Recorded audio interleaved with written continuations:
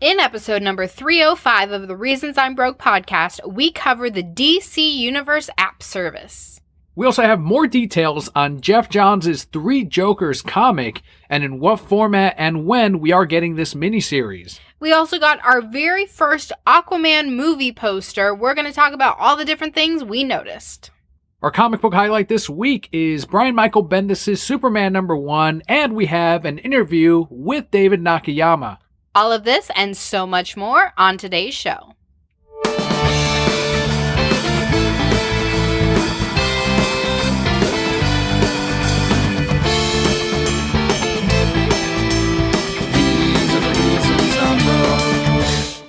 Hello and welcome to the Reasons I'm Broke podcast, bringing you the reasons we're broke every single week, ranging from comics, movies, TV, video games, and more. I am the almighty Kelli. And I am the Darth Daniel.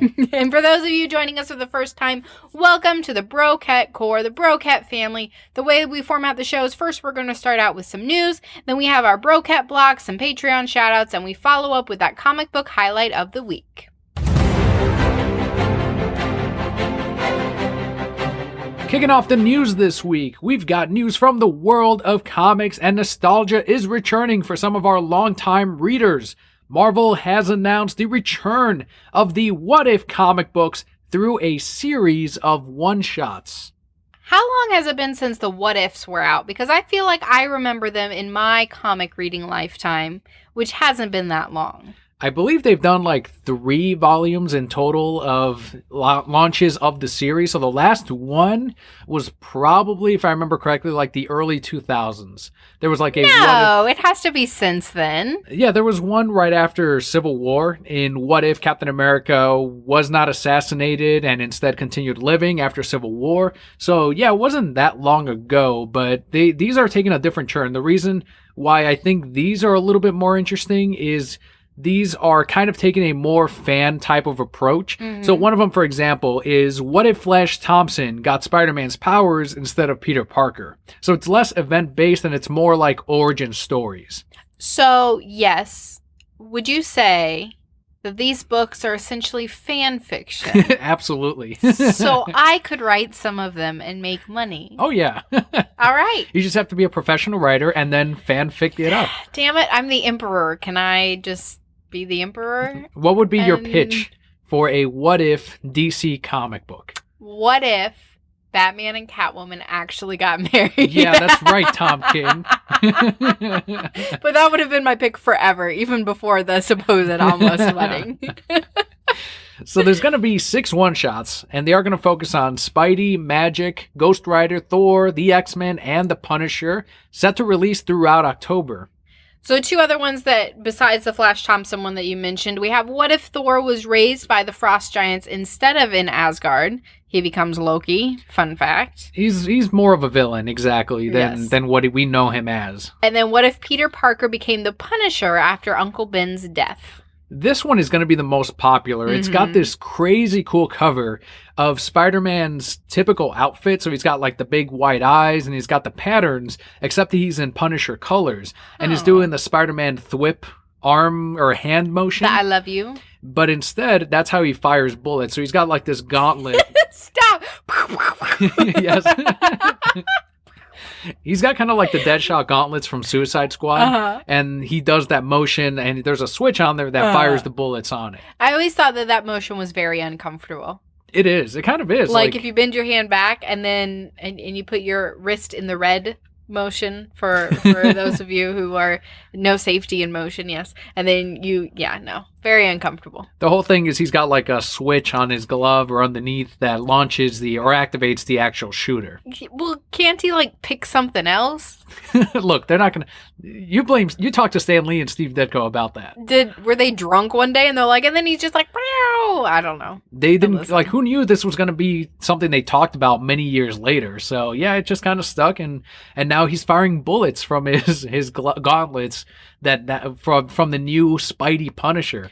I think it's going to sell pretty well. I think they're going to sell great. Fan fiction always goes over great.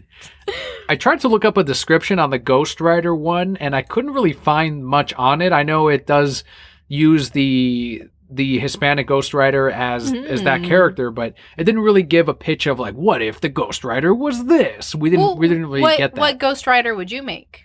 Like a what if? Yeah. It almost seems like all of the ones that I guess I would pitch, and I know nothing of Ghost Rider, have already been done.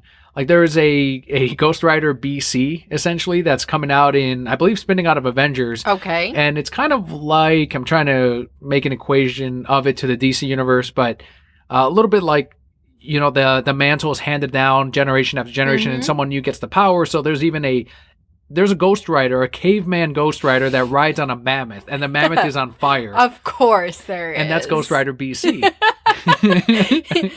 A man thought that one up. See, a woman would be like, what if Ghost Rider was an angel instead of a demon? And in the Ghost Rider movie, there was the one riding on a horse, and the horse was on fire. But the mammoth was kind of cool. Like, it shows, like, little Ghost Rider on top of a mammoth, and the mammoth, like, on fire and yelling. I'm like, that's fucking amazing. Is there a Ghost Rider riding a bear? Because I feel like men would like that, too. That would be, like, a frontiersman type of Ghost Rider. Right. I'm sure yeah, there you go. There's the what if one. No. Who was that hunter? Danny Boone or whatever? Johnny Appleseed? No, like Daniel Boone. I'm pretty sure it's Daniel Boone. He had like that one. raccoon head. He could be the Ghost Rider. I think lots of people had raccoon hats. What if Daniel Boone? I don't think it was just Daniel Boone. What if the founding fathers were Ghost Rider? There you go. Yes, that'd be good too. Was it a wagon or what? Or the Mayflower. Like actual English ships, maybe? Columbus was Ghost Rider. He has his Mayflower, and that shit is on fire. What about instead of like the Tea Party where they threw it all into the harbor, they just set it on fire because they're Ghost Rider? Not as good as the Mayflower. Mayflower needs to be on fire, and then you cross it over with Pirates of the Caribbean, so you have dead ships fighting dead ships. Stop. It's already Marvel and Disney. They can do it. I want something like 1 if by land, 2 if by sea, if by plane, then it's me. And What the hell? Is that an actual thing? When the British are coming, is that what they said? Paul Revere, he said 1 if by, he was going to light the candle and let them know if they were coming by land or sea. And it was going to be 1 candle by land, 2 candles by sea. That's how you do a panel. Like every one of those lines is a panel. And then you see like hints of like a foot or whatever on fire, or like the ship on fire. And then you finally see by the end of it, the giant flaming Mayflower. Christopher Columbus, metal or fucking skull on fire. They were not at the same era. So, kids don't know. I don't know. Columbus, clearly. I'm pretty sure landed like down in Florida. I thought he landed like in South America first, and then made his way back up. Yes. Ponce de Leon was somewhere in there too. He was earlier, right? I think he was even earlier so. than Columbus. I was really bad at history, like really bad. History and geography, they were not my best subjects. No, same with me, apparently. Yeah. So moving on from the what ifs, we're coming up with better what ifs than what we got here. Hell yeah, we are. Oh, what if Joey Wheaton didn't do Justice League? Yes, he's just even better. That's just the Snyder cut, isn't it? Yeah. Which as of this recording, has not yet been announced. And I saw a report from, I believe, Entertainment Weekly saying that DC has no plans to release a Snyder cut. We'll find out. We're recording this the weekend of San Diego Comic-Con, so we have some San Diego Comic-Con news, but not the full weekend, which we'll cover next week. But speaking of San Diego Comic-Con, Geoff Johns and Jason Fabok's Three Jokers comic book will be published under the DC Black Label line, but will stand in continuity according to Johns' San Diego Comic-Con panel. So that's a little bit of Comic-Con news that we have so far. The series will release this winter as a 3-issue prestige format miniseries. You remember last week we talked about DC Black Label, how it's going to be in that larger format. Magazines. We've since found out that the paper is also going to be more newsprint-like, kind of like alternate comics. Mm-hmm. And they said it's to keep the cost down of the larger format, no ads, more pages. Or they can make it regular format, no ads, and normal pages. Their idea is to have it stand out on the shelf, to have it be something that people go, oh, what is this? What's going on? And to feature the artwork more, because when these artists draw these panels, they are then shrunk down to what is standard comic book size. And if they do them in a larger format, then it showcases the artwork more. They're trying something different. And I think it is working because subs, again, have been dying to pre-order these DC Black Label books. And once they actually do hit the shelves, then we'll see if it did pay off. Do you still think that it will be Three Jokers. Or is it One If by Land? Let's see. No, I think it will be. There's a quote here from Johns who said, "It's not about other dimensions or other Earths. It's a very grounded emotional story. It focuses on Bruce, Barbara, and Jason." End quote. So those are three right there: Bruce, Barbara, Jason. Right. And one Joker. Immediately when he talked about that, I'm thinking, okay, so and the cover itself shows three Jokers, and they each have like a Joker card, and it's the Killing Joke scene where Batman is playing cards. But each of the Jokers does look distinctly different. The second Joker's holding a crowbar, which is the one that obviously killed Jason Todd. There's the Joker that is in the background who looks like Killing Joke Joker. So that's the one that shot Barbara. And the one closest to us, I don't know why, it was very Jack Nicholson-like, and I expected a more modern Joker, but instead I didn't recognize that one. And maybe that's like just your standard Joker that has his focus on Batman more than anything. You could also argue that those Batman movies, that particular Joker was what really launched Batman into being closer to what he is today. And so that's why we get that Joker, because it was kind of the beginning. One of them was not the Romero Joker or even like the Bob Kane and Bill Finger Joker. Instead, it seems like these were more modern interpretations of the character, considering, in the last 30 years. So I don't know. I think it's going to be, if it is the same Joker and it's multiple personas, I do think it's kind of weird that they do look a little bit different and they're all in the same room with Batman, but that could just be, it's the cover. You got to have three Jokers on the cover. That's what sells the book. But you're arguing that it's the same Joker, but maybe his personality changes. Or his behavior changes for the worse each time. That's what I think it probably is. Something happens. Maybe every time he goes into Arkham, he comes out a little bit different or something along those lines. I think it would be very difficult to tie in that it's three different people.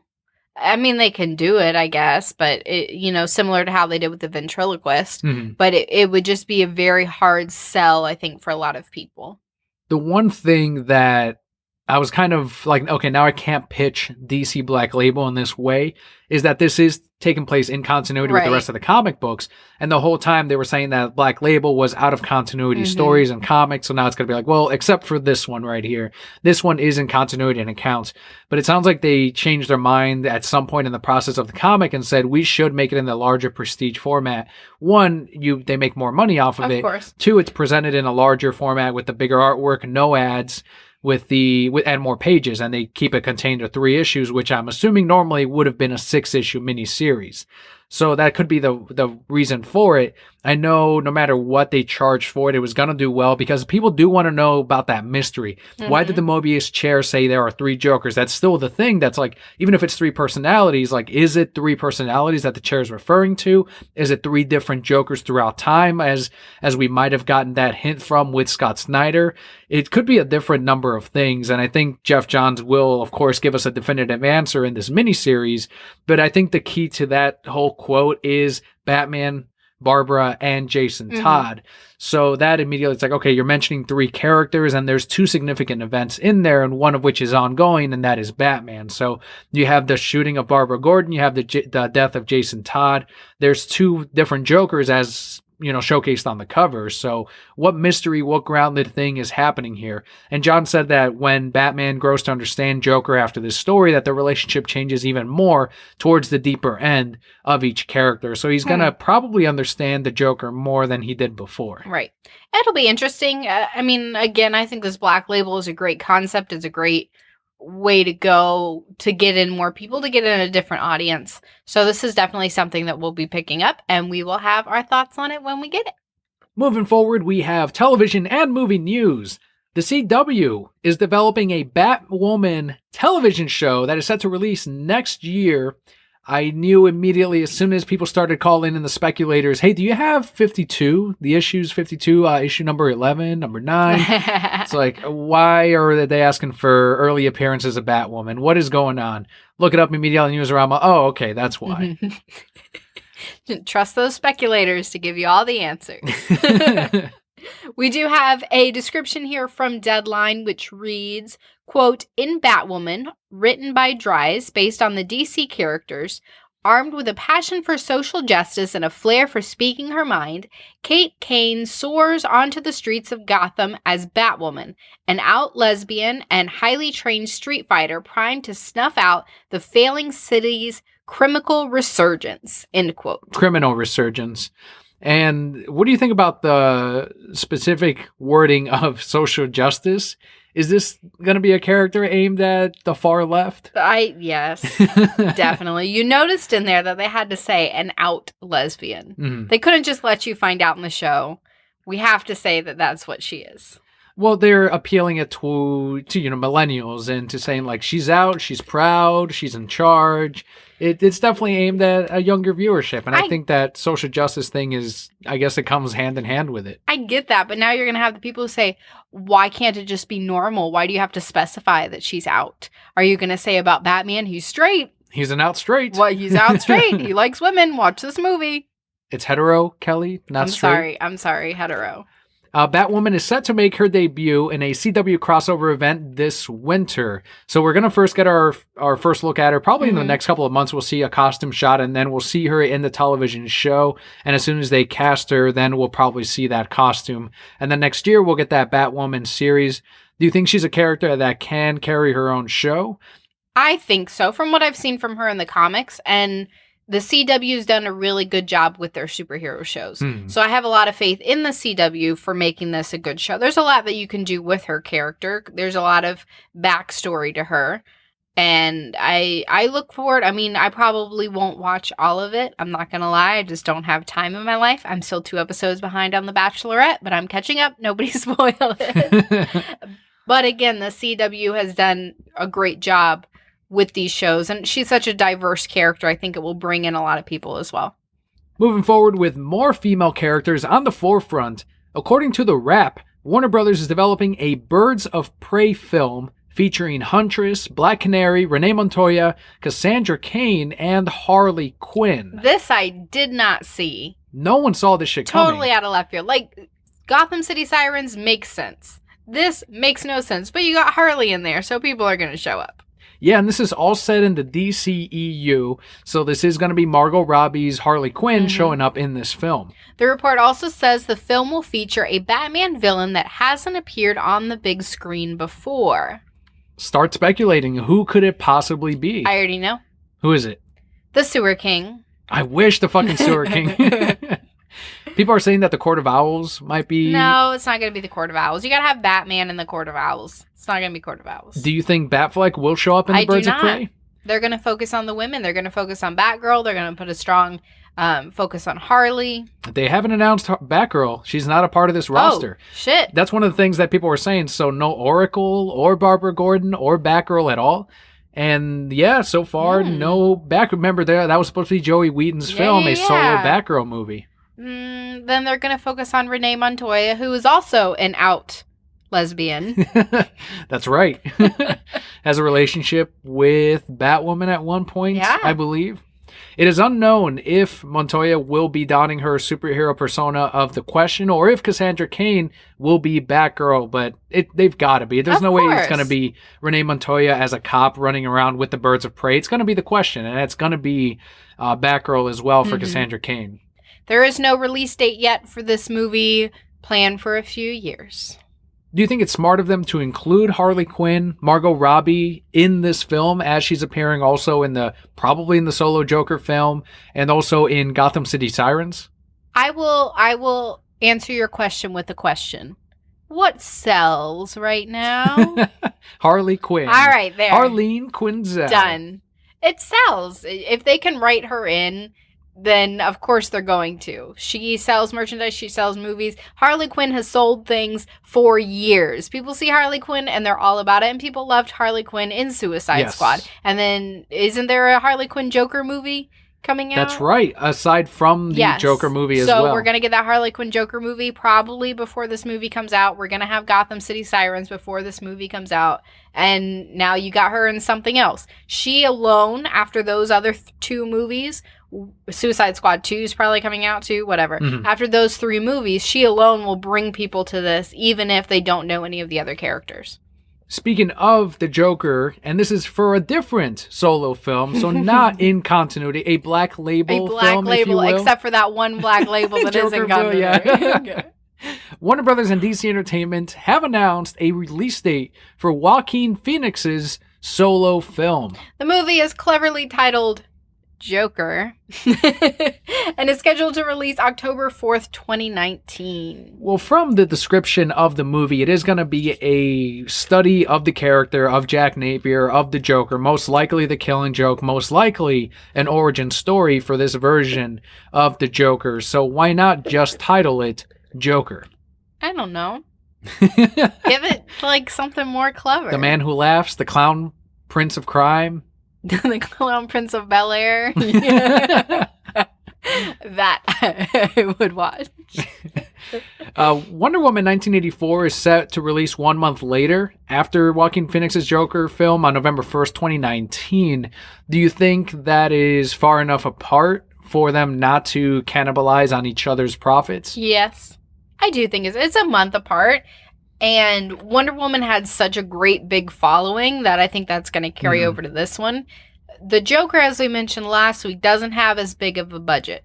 So even if people wait and then just spend their money on Wonder Woman, you're still going to have a core following. You're still going to have enough people to make back your budget going to see the Joker. Because as we mentioned, this is, I mean, for lack of a better word, a black label movie. Mm-hmm. This is not something that I think this is going to be even less for the average viewer than the previous DC movies have been. So I don't think them being that close together is going to impede because they're different audiences. And then the DC nuts like us are going to go see both anyway. So... No, I think you nailed it 100%. Wonder Woman 1984 is going to be that kind of movie that, you know, our parents are going to want to go see, and they're going to bring their friends and their family, and it's going to be way more family friendly than the Joker movie. Do you see an R rating on this Joker movie? Course. I think Easy. so too. With Joaquin Phoenix? Yes. He's going to want to go all out. He's going to want to rap and sing, sing some songs. Instead of a failed comedian, it's going to be a failed rapper. Is that Yes. And then we're gonna say it's just the movie of Joaquin Phoenix. I don't understand. But yes, he is definitely going to want to go all out. The Joker's origin in and of itself is very dark. If you can capitalize on that, if you can really show that, if you can have us sitting in our seats being uncomfortable, and by the end of it understand why Joker's so fucking insane, then perfect. That's what you want. Maybe we all leave a little insane. Maybe they spray Joker gas and we all just... That's it. Possibilities are endless for merchandising this character study of the Joker. One thing we do know for certain, it will not be for children. Don't take your kids. Probably not going to see many toys for Joaquin Phoenix's Joker. No Happy Meal toys. Hopefully we will start to see some images soon. It's a year away, year and a half, year and a few months. Probably by the end of the year, we'll at least get a teaser image. Through a recent Den of Geek magazine cover, we got our first look at my movie coming out later this year in December. December 2nd, mark your calendar. You will see me on the big screen against the villains, Ocean Master and Black Manta. We got our first look at them in full fucking helmet. It is straight out of the goddamn comic books. Straight out of the comic. Not just those two, though. Because, yes, a villain you can pull out of a comic book pretty easy. But the weird little blah thing. The trench? Yeah, whatever it was called. Also straight out of the comic book. Yeah, the eyes are a little bit... But it's like everything else is, like, perfect. It's got the giant teeth and everything. Yes. Those are going to be CGI'd and... We saw his royal steed. Yeah. So... In the Super Friends, he's riding a giant seahorse. And in this royal steed thing, they're like dragon seahorses, and they look fucking phenomenal and incredibly upgraded. They're going to be amazing. He's going to be riding the most badass seahorses in all of existence. Like, you can never think seahorses are badass. Those, like... What is it? They're both male and female, and they've got all kinds, and they just hang off of like the whatever's. They don't really swim; they just kind of hang off. They of live things. in a 1 foot area their entire life. They cannot swim. Right. And no, in this week it's like fuck that shit. We got seahorses and they're fucking dragons, and they're gonna ride them around. Dragon horses. It's gonna be great, and it's perfect because you have the guys straight from Game of Thorns. Yeah, I mean you. Yeah, there's dragons on there. You have you. That's Not right. Your stunt double, Momoa wasn't. Like, I'm going to be clear about this. Momoa was in Game of Thrones. I was not. I was in Batman v Superman, Justice League, not for Joe Whedon's reshoots, and then in Aquaman as well, along with my stunt double, Jason Momoa. Yes. There you go. Who it is actually, there's heavy Photoshop on this poster. Now, that is my posing, but there's heavy Photoshop on the entire thing. Willem Dafoe, did you notice him in the background too? Mr. Ponytail back there? Looked like it looked amazing. I'm like, fucking Willem Dafoe. He should be like a bigger portion of this poster. Like, he's probably not in the movie much, but it's Willem Dafoe. What does he do? I believe he plays I think he plays his like someone that mentors Aquaman. Okay. I could be wrong though, because he was supposed to be. Why didn't they get Liam Neeson to be his father? He should. He was supposed to be in Justice League, but then Joey Whedon and all them and Warner Brothers cut out that scene of Willem Dafoe, and that was supposed to introduce his character to the audiences before you saw him in Aquaman. But Black Manta, let's go back to talking, like, we're talking about all the other characters that are also like, magic seahorses and shit. But Black Manta and the giant goddamn helmet, they fucking did it. It was perfect. And he's got the giant eyes. Yes. And people were saying that might look kind of goofy. It looks amazing. It looks so cool. And you know what? It's going to look great in the movie, too. They've even, there's now photos of San Diego Comic-Con with the statues based on the movie. And there's one of Aquaman in his traditional orange and green pants. Of course he's going to wear that. So we're going to get that. And then Black Manta, the whole suit, because you only see the helmet and the poster, like, and some of his shoulders, but the whole suit, it's like, that is the comics. That is perfectly straight out of the comics. And then if you noticed, Night Owl, off on the other side as Ocean Master. Like, even if you've seen Watchmen as many times as I have, you see the mouth and you're like, that's fucking Night Owl. It's Night Owl, yes. What do you think of the costumes aside? Black Manta looks incredible. What about Ocean Master? He doesn't have his doubloons or anything.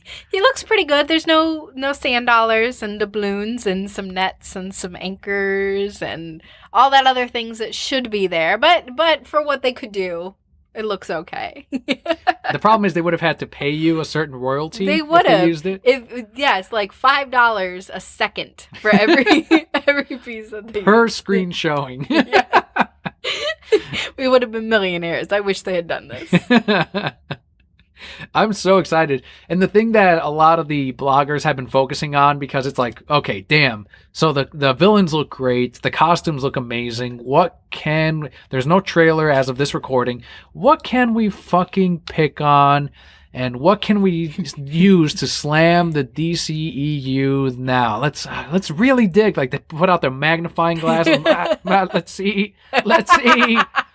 Marvel sheep. Immediately, the Marvel sheep started pointing out that those sharks, they look fake. It's a stock image. Immediately pointed that shit out.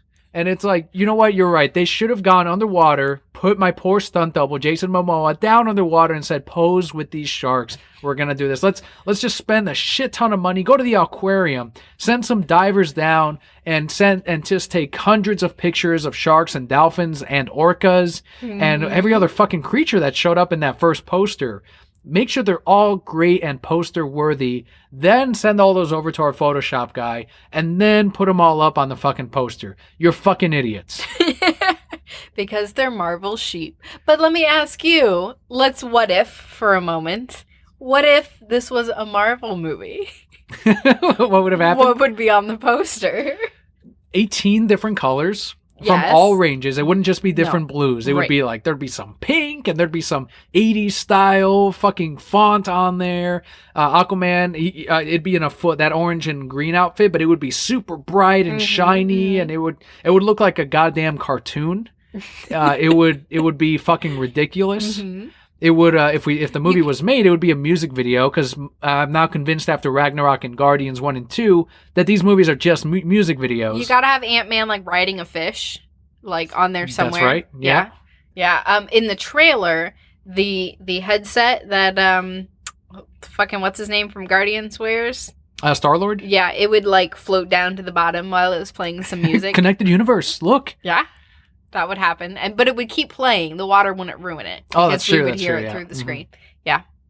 Tons of jokes. Like, when we get that teaser trailer this weekend, maybe if we remember, we can do. If this were a Marvel trailer, though, then we can put all the jokes. We will have them all in there.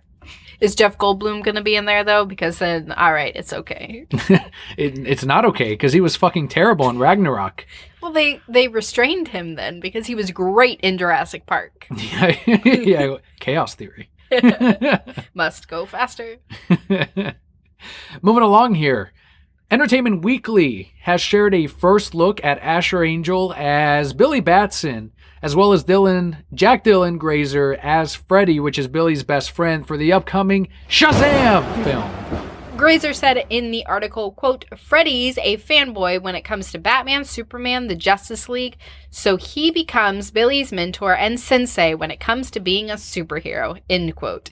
That just sounds like a whole mess. I can't wait. One 13-year-old boy is telling another 13-year-old boy who's now an adult what he has to do to be a hero. This is your movie with the jokes, sheep. This is your movie with the jokes. And what's funny is a lot of the sheep were saying that this is proof right here that they are starting over and scrapping the DC Extended Universe.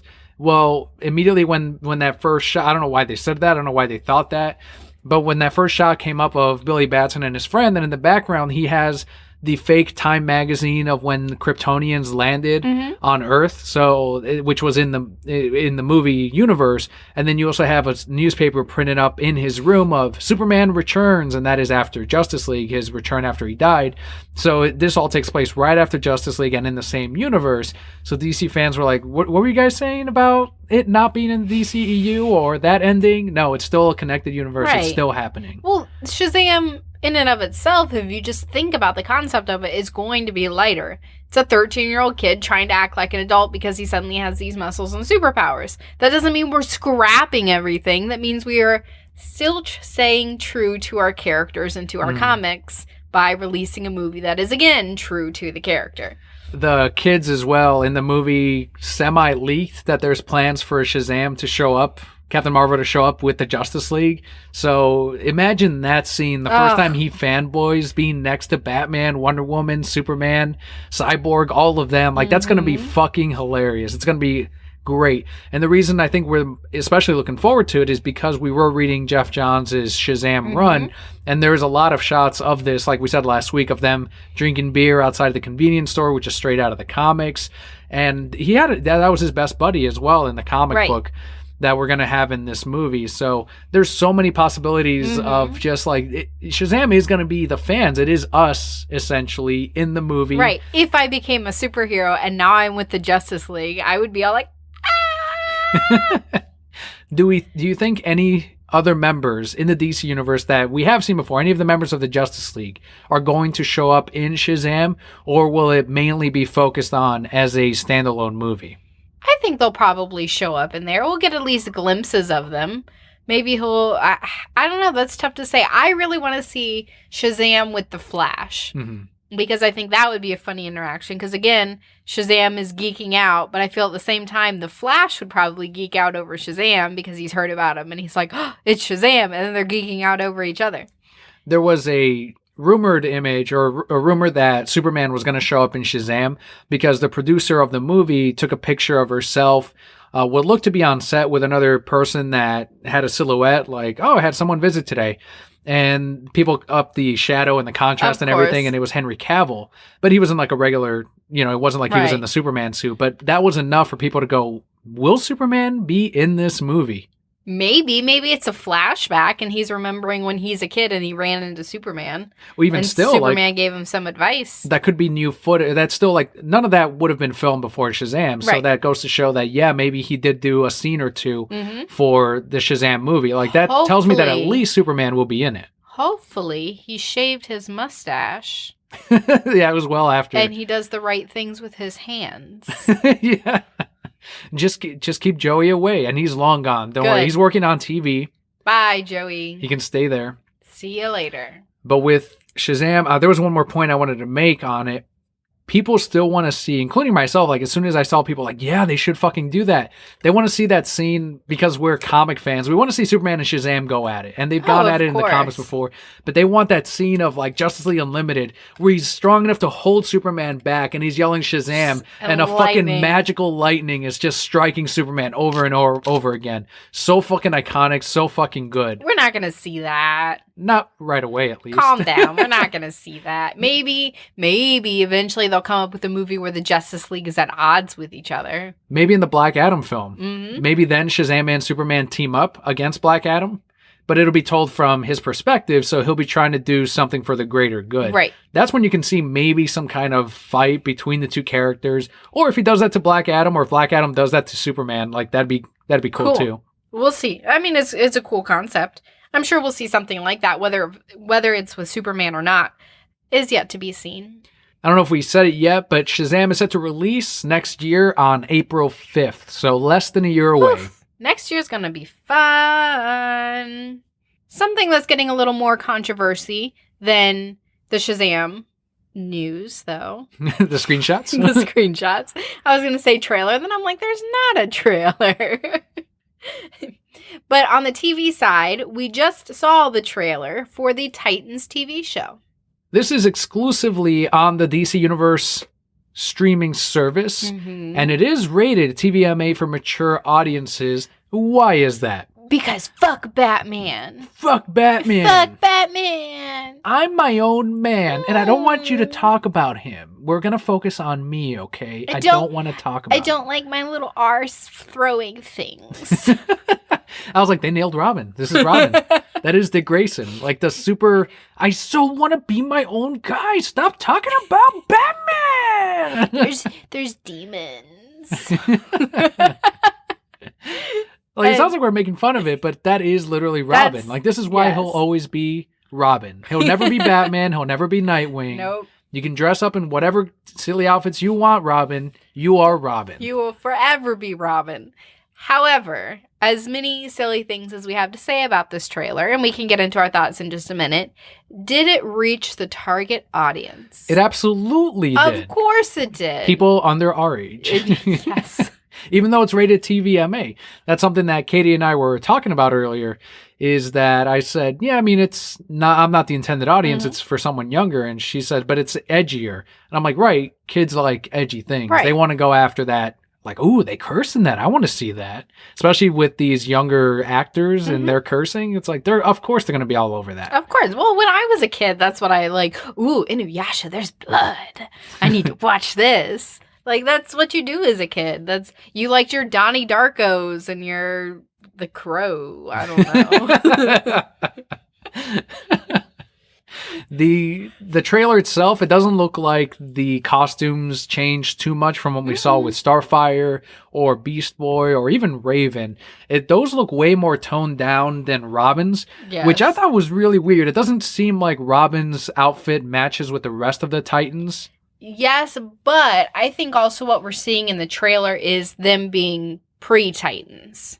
So they aren't the Titans yet. I mean, they will be. But Robin's costume is super flashy anyway to go with Batman. So yes, it's not going to match the rest of them. Because Robin also has all these resources to make this costume. And his costume's a special way for when he fights with Batman. Yeah, but even in the comics, they all still mesh together pretty well.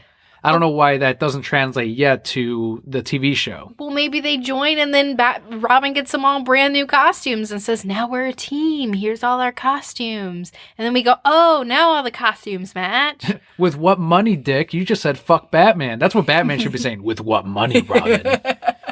Your credit card's canceled. No! That's the first You wanted arc. to be your own man, didn't you? Earn some fucking money. You know Batman would never cut him off. He has money forever. And he's going to go, I don't want to use his money. And then he'll use his money. Oh, of course. Are we going to watch Titans? Of course we're going to watch it. Is it, again, are we the intended audience? No. Do I expect to really enjoy this show? No. However, we will watch it. I still don't like the way Starfire looks.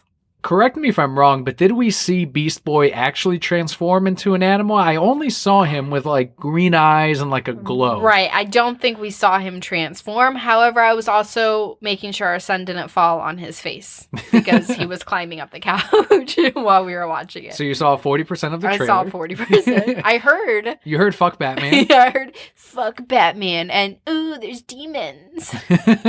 Those are the two things I heard and picked up on. I saw Starfire and did not like the way that she looked. And Raven has like the more horror type of effects on her. So she's got like black eyes that are kind of bleeding type of thing. Yes. And not the demons. Not so much like the Trigon like 6-eye thing that we get in the comics or in the cartoons. That'd be too difficult. Hawk and Dove, it looks like, or at least we saw Hawk. Uh-huh. Maybe I missed Dove, but I thought they were both in Hawk there. looked amazing too, and we have seen them before. We saw the screenshots of their costumes, and they looked incredible. Looked even better in motion, so I thought they did amazing. Which is why, again, it's so starkly different from the rest of the Titans that just have regular clothes on, like a sports jacket. They don't have money. And maybe you're right. Maybe we'll get the costumes by the end of it, and maybe I'm wrong, but I just think that's kind of a weird way to market it. But that's fine. It's on the streaming service. It's not going to be on TV. They're selling it to the app buyers, which that's not the reason we're not buying it for Titans. Right. Speaking of Titans, Teen Titans, I saw a video from a convention.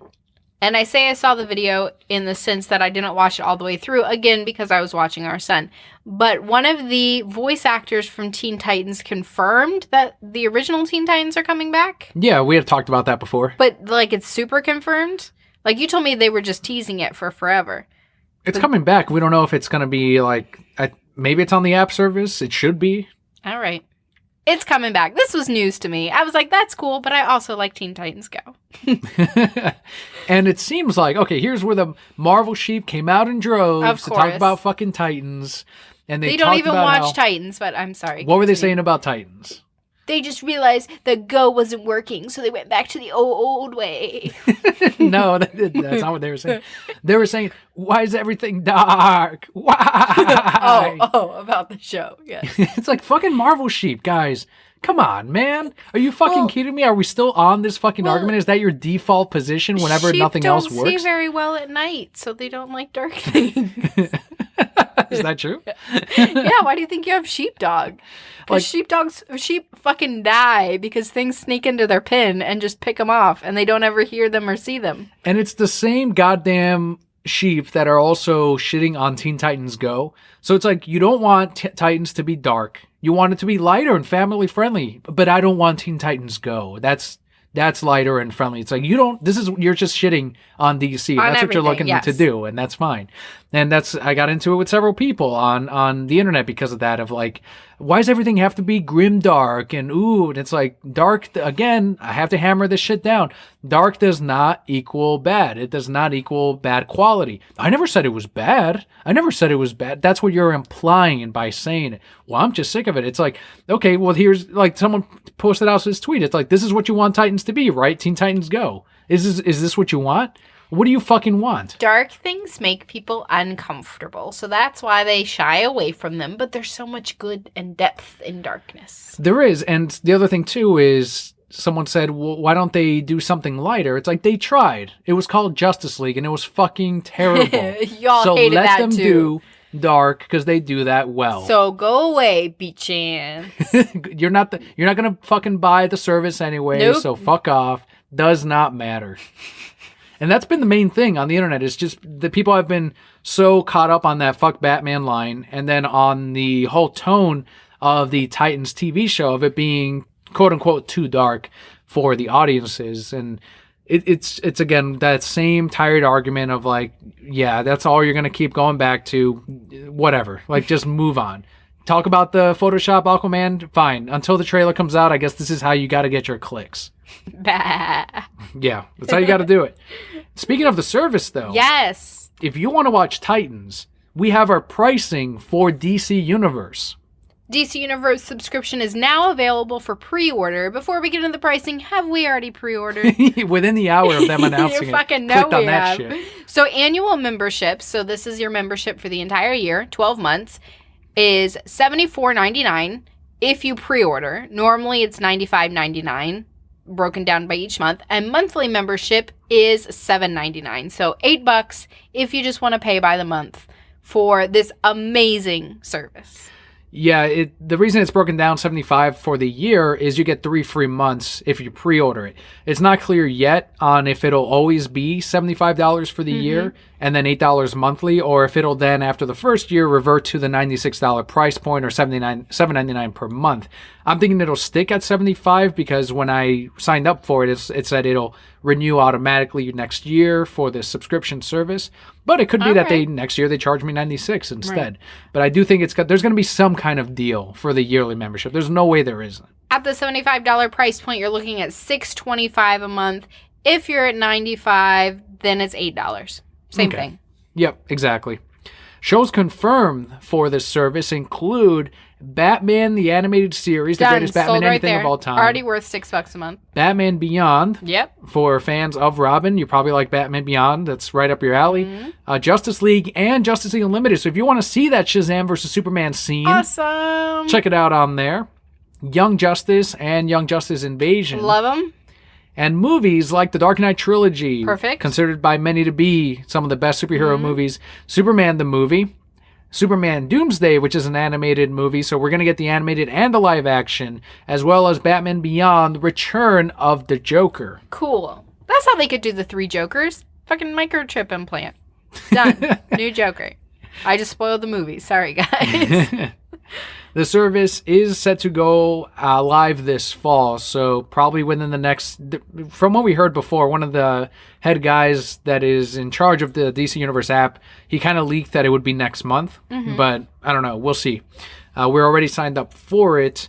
One of the arguments I have been seeing from a lot of people that are huge fans of the DC Universe is, they're saying, all right, I already own, Batman the Animated Series, Batman Beyond, Justice League, so what else is there for me who already has all of this on Blu-ray and on DVD? And a lot of this we do have as well. Right, but you get some of the original shows, like we were just talking, Titans. I'm sure there will be more than just this. And even if, and I think that's kind of where we're coming at, even if you own all these things, to have that accessibility of having it all right there, it's easier for us to click and put it on for Leo. We also want to support DC. We want to support the re-release of some of these things. And if they're looking and saying, okay, people are watching Batman the Animated Series 47 times a day, which will just be us. Yes. Just us. Then they're going to say, let's put this out on Blu-ray. $8 a month if you give for the year, $6.25. That's a cup of coffee, 2 cups of coffee. It's the right price point, I feel, for this service. And yes, you're still going to get different things. And you just get to rewatch some things that you already have, and you don't have to get up and put it in your Blu-ray player. I think the appeal for me, if someone would ask me that too, is that we don't actually have all of the animated movies, because I know people love that's the thing that they say that DC does TV and their animated movies well, but not their live action. The truth of it is that it all makes money except for Justice League, which makes just a little bit of money. But the animated movies, we haven't been 100% on for all of them. Like, some of them were like, yeah, that wasn't that good. And there's very few of those that we actually saw and then we went out and bought. I think one of the more recent ones was with Damian and I think the Teen Titans, in which Talia al Ghul fights them on some space or some fucking airplane thing, and it was called like Bad Blood, I think. Yes. That's where Batman was being controlled and he was an evil Batman by Talia. Slade was in there? I believe, I think Slade was in it too. Yeah. And it was like this really weird movie and loosely based on some of the New 52 comic books. Jason Blood was in there? No. I don't remember. Who was the guy, and he was making like mutants, and then the cave fell on the... Oh, anyway, no, I'm getting confused. I think that was the Court of Owls, maybe? No. But it wasn't good, and we're like, yeah, that wasn't great. Like, if those movies, and it looks like they are with Superman Doomsday and some of the other animated ones, it's like I'll feel more comfortable, especially paying for the service, knowing, okay, this is probably, we would have paid that much to rent it anyway. Right. So now we get the service, and we can watch all of the animated ones as they come out, and if we do enjoy them, that's when we do buy them on Blu-ray, because we like to own the stuff we really like on physical media, because we don't always have power. We don't always have internet. Pop in a movie and, watch it. If you don't have power, you pop in a movie? Well, all right. If the internet goes down, we can pop in a movie and watch it. Yeah, plus you don't know that these are always going to be on Right, there, of even though it is course. like we don't really know what their plans are. One of my favorite images promoting the service was it has the Netflix style presentation, right? Move here, this is your list, and watch now. And on the huge banner, it's like Batman, the animated series, all episodes. It's like, yeah, you fucking know who you're marketing to. We're going to fucking buy this. Good job. You put Batman animated series right up there, slap it right up, and put it front and center. Like, it should be the Batman the Animated Series streaming service featuring the rest of the DC universe. That's what this should be called. Yes. We should do a promotional picture with you, all dressed up in all your Batman things, like sitting like a little kid in front of the TV on Saturday mornings. Saturday mornings just got awesome again. Oh my God. DC Nation streaming service. Such a good idea. Where do I come up with these things? It's like I was like majoring in something like this before I dropped out of school. You should think up of more of them, and then we'll actually maybe do them for Twitter Do or a bunch of Instagram. them. Definitely should. That is our last bit of news, though, for the week. Let's head into the Brocat block and remind our Brocat core that if you haven't yet, please vote in to nominate us for the Podcast Awards 2018. We are not just up there for games and hobbies, we are also up there for People's Choice. That's right. A lot of people forgot that we're also on People's Choice. So if you have a moment, if you haven't voted yet, or even if you have, log back in and go to People's Choice, scroll down to T because they have them sorted by the reasons I'm broke and not R, which would be just reasons I'm broke. And from there, you can just click on it, save, and you are good. One of the other important things, too, is check off the box that says consider me as a voter. That way, if we do get nominated on the Games and Hobbies or People's Choice, then you can also vote for us during the voting period. Awesome. Just head on over to podcastawards.com and click on nominations to vote to nominate us for this year's Podcast Awards for the second year in a row. Let's do it, Brocat Core. Hopefully for a win. The Brocat Core is angry. They are set. They want us to win, and we can all win. This will be a huge win for the Brocat Core for the podcast, and we are really excited that a lot of you immediately voted. If you haven't yet, though, if you're listening to the podcast, I know not everyone listens to the shows right away. I know I don't. In my podcast list, I have 23 backlogged hours of podcasts. I subscribe to a lot of shows.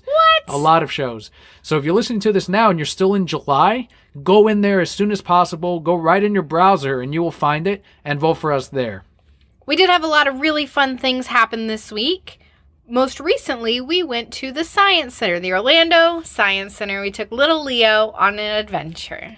This was something that was kind of visiting your childhood again, right? Yes. So when I was younger, my mom had the opportunity to be a stay-at-home mom, and back then it was real cheap to get, an annual pass to the Science Center, which covers a family and 2 children.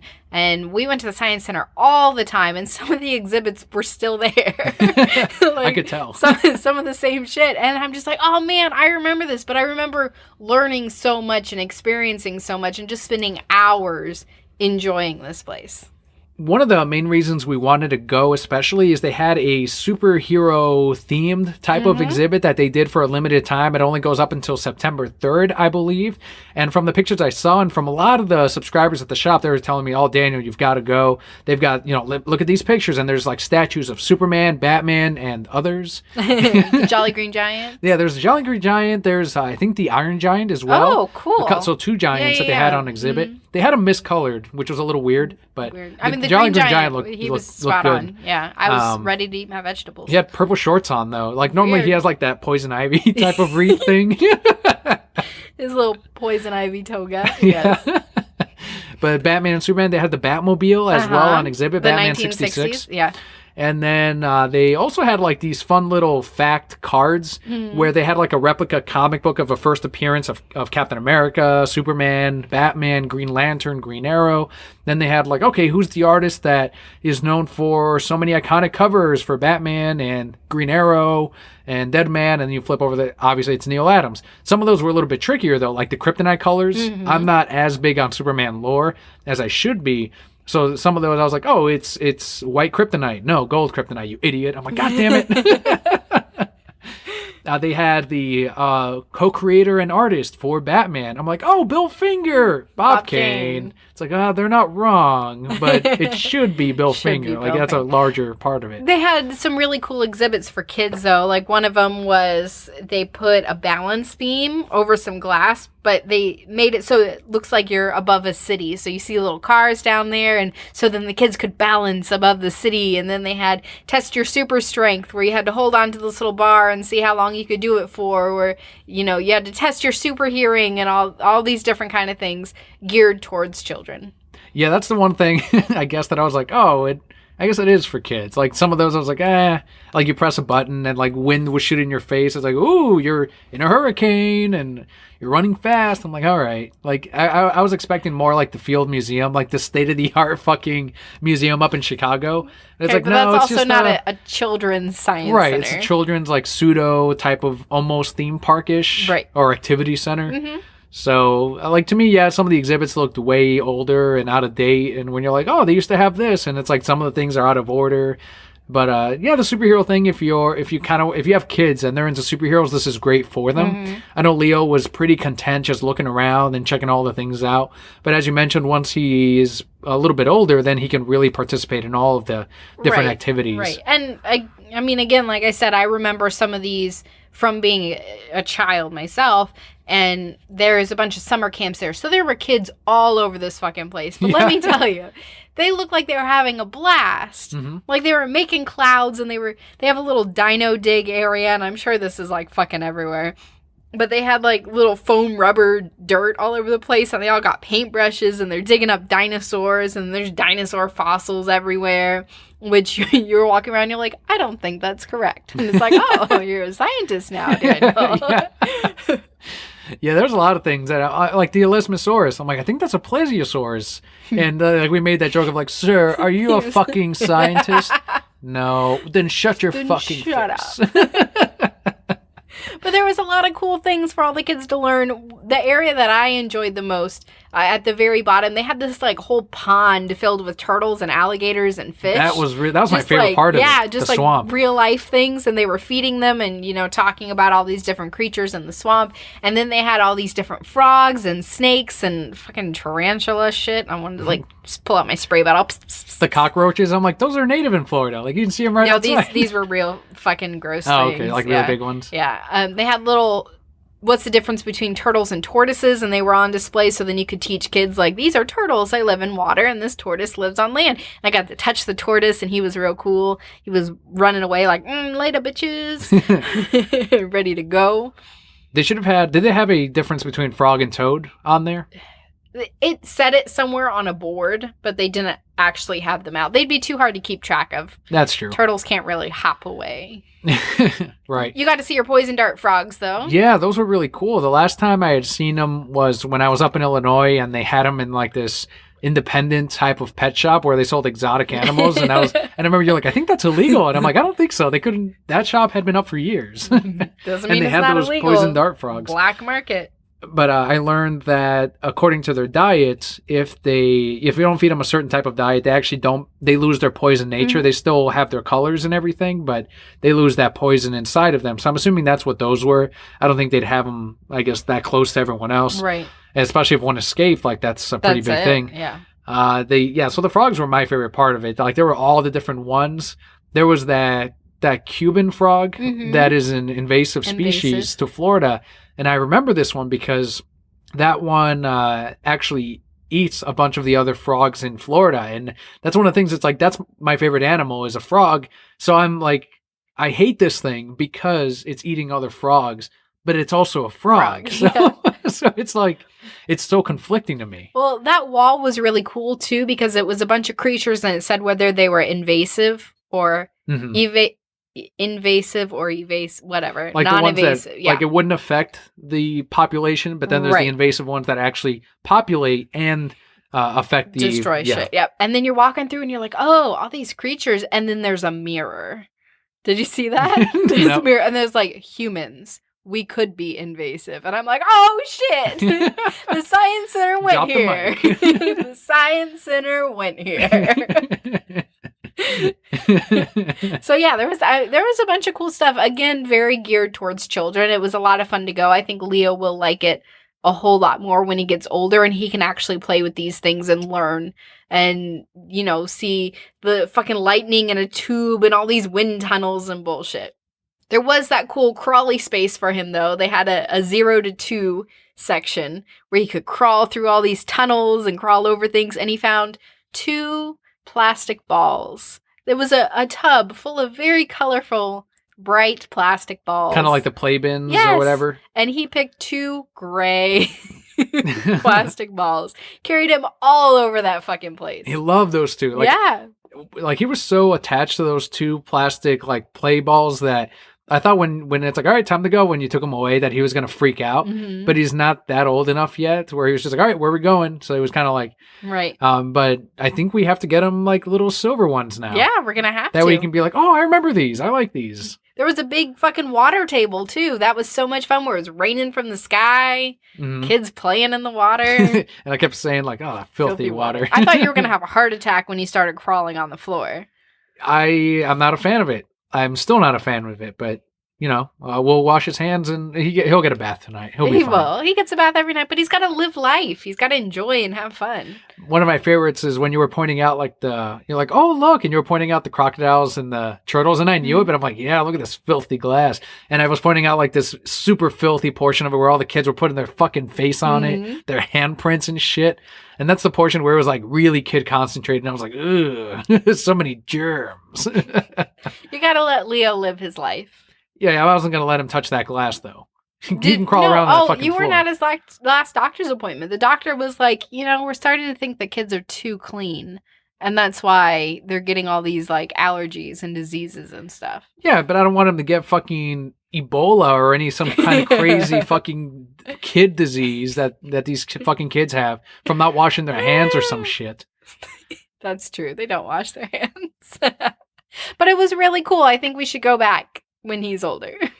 So a very active day off for both of us, especially for Leo with the Science Center.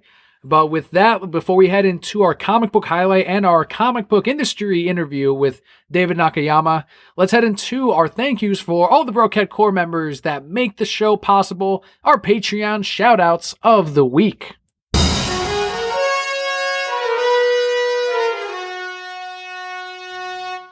This week we have 3 shout-outs. The first one goes out to Jared, whose Twitter handle is @SpoonSandwich.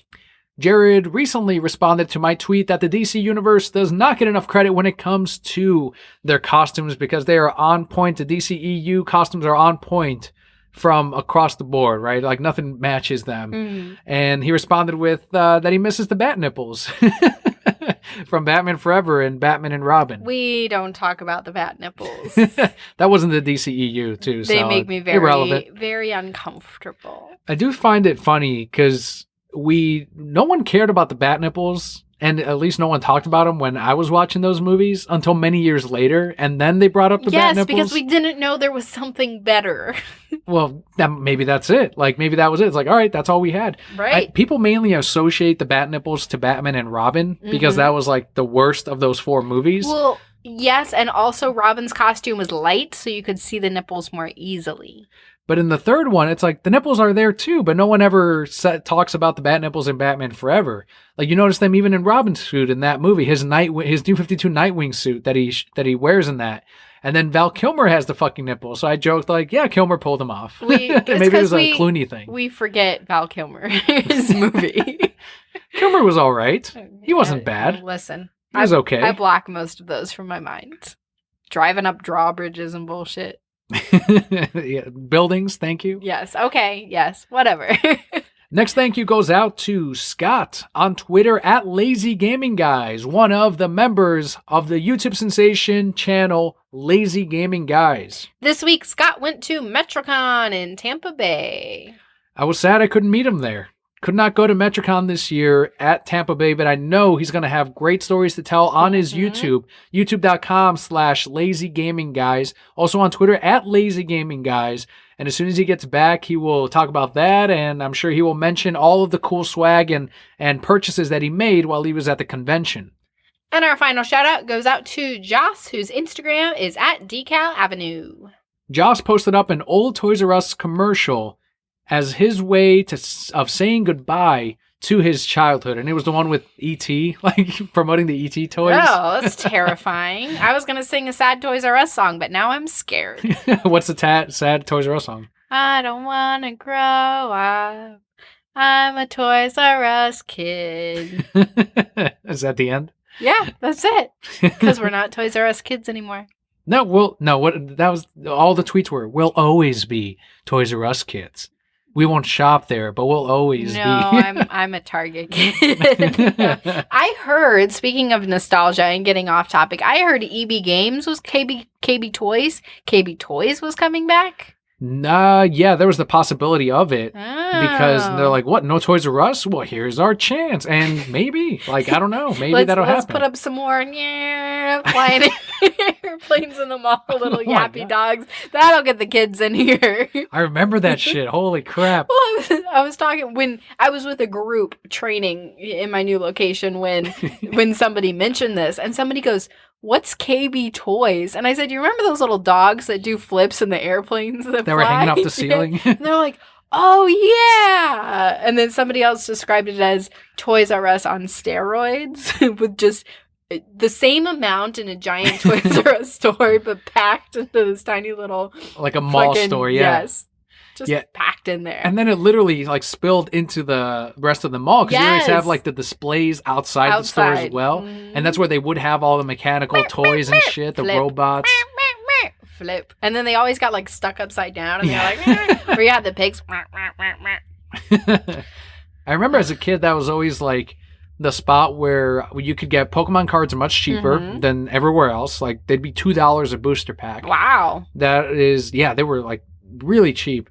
And also where you could find a lot of toys that maybe Toys R Us didn't have. Mhm. So you can look there for like, at the time, my brother collected a lot of Bionicle Oh, and my brother loved Bionicle. TMNT. We used to get Batman toys. So a lot of times Toys R Us didn't have some of these and KB Toys would have them. But the main thing was cheap ass Pokemon cards. During the Pokemon craze, I don't know how many they ordered, what bulk they ordered, but they just dumped them in a fucking bin and they're like $2 a booster pack. And that's like the same day where I pulled 2 Charizards out of like, you know, the booster pack Shit. purchases. And I needed a Venusaur to finish off like the base set collection. And I straight up traded one. I was like, I got 2 Charizards. I don't need 2. And I traded off one in the mall because there was a Pokemon event going on Right. for a Venusaur. And it's like, done. My collection's complete. And then what happened to that Charizard? What I used to think was a friend stole it from my binder at home. And I don't have a Charizard. I don't have that Charizard. Fucking Justin. God damn it. That piece of shit. But if you would also like your shout out right here on the Reasons I'm Broke podcast, where we go off and revisit painful memories of Justin, Justin. head on over to patreon.com/The Reasons I'm Broke. If you think the show is worth $1 a month, 25 cents an episode, everyone, sometimes less, especially this month where we have 5 episodes a month. Head on over to patreon.com/The Reasons I'm Broke and sign up, get the podcast early, and get your thank you and your shout out each month.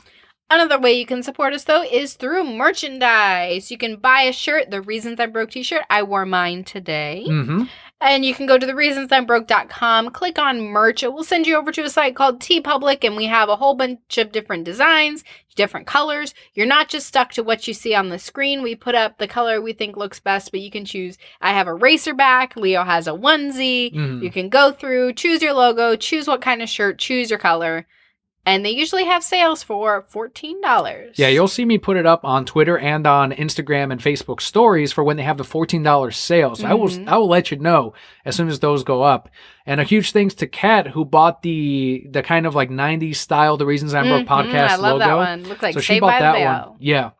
And then we also sold a Dark Side Is t-shirt. And again, the site TeePublic does not tell me the names of anyone who bought it. So if you're a listener that bought a t-shirt, let us know so that we can give you a thank you. Because otherwise it just tells us, hey, you made a sale on this design. And that is it. They don't give us any personal information. So let us know, hey, just got it. Or send us a picture of yourself wearing it. We'll retweet it. We'll share it. So definitely huge thanks again. And that's at thereasonsimbroke.com/merch. And with that, guys, we will jump into our comic book highlight of the week.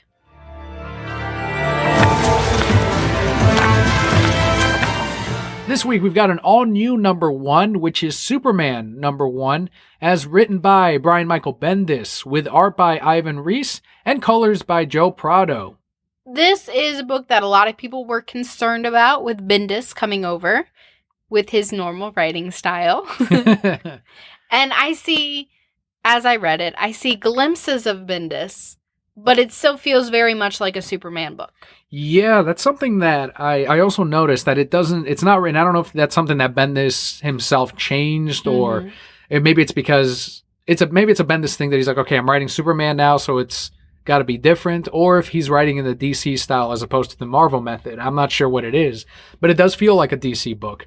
There are some things in there, from what I understand, in Man of Steel, which we did not read, because it was all like summaries and lead-ups to his story.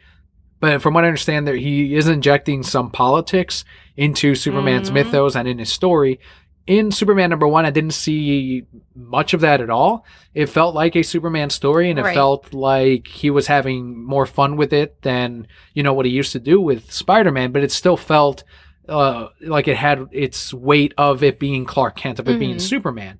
In it, you see the fallout of him losing his little boy and Lois Lane. They're just on vacation. They're on vacation down, with Superman. Grandpa, right? But he's depressed. He's sad. He's a dad, right? And he doesn't have his wife and son with him. Do you miss us when we're not with you? I would have missed you, especially like this. Like, he's going days and days with, like I told you, when we were on vacation, I had to come back, and like I was sleeping by myself here. Like, it is lonely. Like, it is very lonely. So for Superman, I can only imagine what it feels like.